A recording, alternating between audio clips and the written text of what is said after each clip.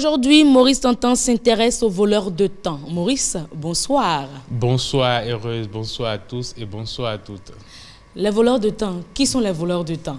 On va le savoir tout à l'heure. Tout à l'heure, d'accord. Alors, c'est ainsi qu'est intitulée votre chronique. On aimerait déjà avoir une information assez précise à ce propos.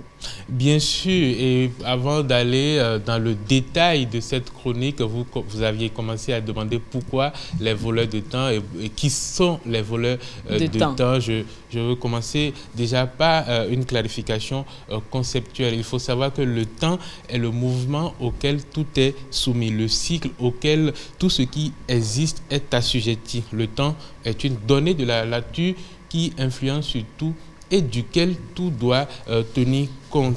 Il faut savoir que certains techniciens de développement, certains matérialistes contemporains en ont même fait une ressource, et le philosophe grec Anaximandre a affirmé que le temps est la loi à laquelle les choses sont soumises. Cette loi, elle est une loi universelle, mais elle peut être parfois spécifique. On parle alors du temps d'existence, du temps de jeu, du temps de travail. Sous d'autres cieux, le temps de travail précisément fait l'objet de grandes discussions, de débats majeurs et de votes de lois spécifiques. Chez nous, le temps de travail a été fixé à 8 heures de travail par jour, c'est-à-dire que la journée de travail commence à 8 heures et se termine à 17h30 avec une pause d'1h30 entre 12h30 et 14h. D'accord. Et c'est là que vous en venez à l'idée de voleur de temps, n'est-ce pas? Oui, car force est de constater que chez nous, ici au Bénin, puisque c'est de ça qu'il s'agit, peu de gens respectent effectivement ces horaires. Il n'est pas rare d'aller dans une administration publique, pour la plupart du temps privée, quelquefois à 8h05, et de constater que les agents qui sont préposés au poste ne sont pas présents. Les rares qu'on rencontre aux premières heures, ils sont souvent pour régler des urgences personnelles comme profiter du téléphone de service, de la connexion Internet ou même de l'imprimante de bureau pour régler une urgence personnelle et qui n'engage pas l'administration pour laquelle ils travaillent. Les autres ponctuels qu'on y rencontre parfois, ce sont ceux-là qui, après avoir déposé leur progéniture dans les écoles autour de 7 heures, sont obligés, sont contraints d'aller directement au travail. Sinon, le plus gros de l'effectif pointe le nez bien après l'heure réglementaire. Mais le drame ne s'arrête pas là. Le temps du travail déjà grignoté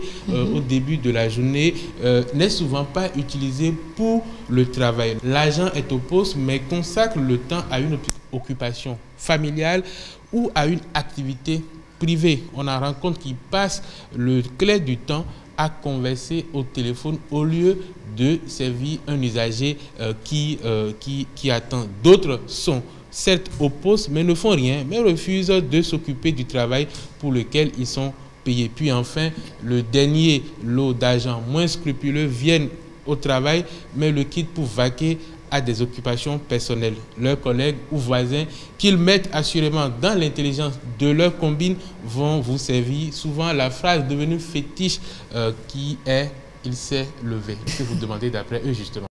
Il s'est levé. Et ça me rappelle ce téléfilm-là diffusé en temps sur la télévision nationale. Il s'est levé encore. Aignon en main.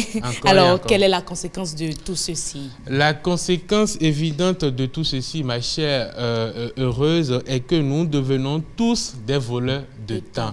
Lorsqu'on arrive en retard, lorsqu'on est au travail, sur son lieu de travail, et qu'on consacre le temps à une occupation familiale ou privée, on est des voleurs ou à se servir de l'ordinateur du service. À des fins de divertissement, autre que ce pourquoi on est là, ce pourquoi on est payé. On est assurément des voleurs de temps. Il faut savoir que par ces attitudes, nous faisons perdre à l'État et à nos différents employeurs de l'argent. Les Américains ne disent-ils pas que time is money, ce qui veut dire que le temps, c'est de l'argent. De ce fait, à combien peut-on évaluer tous ces manques à gagner que nous créons pour l'État et pour les entreprises? C'est une question qui doit en essuyer la doise, car en vérité, celui qui vole du temps n'est pas différent de celui qui vole de l'argent. Je l'ai dit tantôt, time is money. Le temps, c'est de l'argent. Et donc, lorsqu'on le vole, on vole de l'argent par parallélisme. Le nouveau type de citoyen, celui que nous voulons ériger aujourd'hui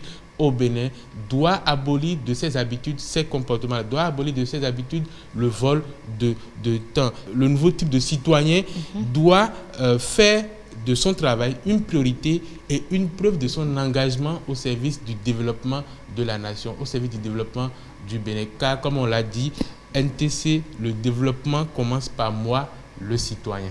Merci beaucoup Maurice Tantan.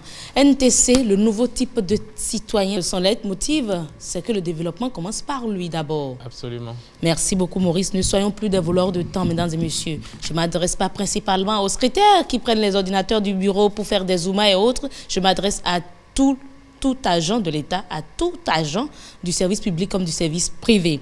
Et on va passer juste après ceci, juste après la chronique de Maurice Tantan, à la rubrique participation citoyenne.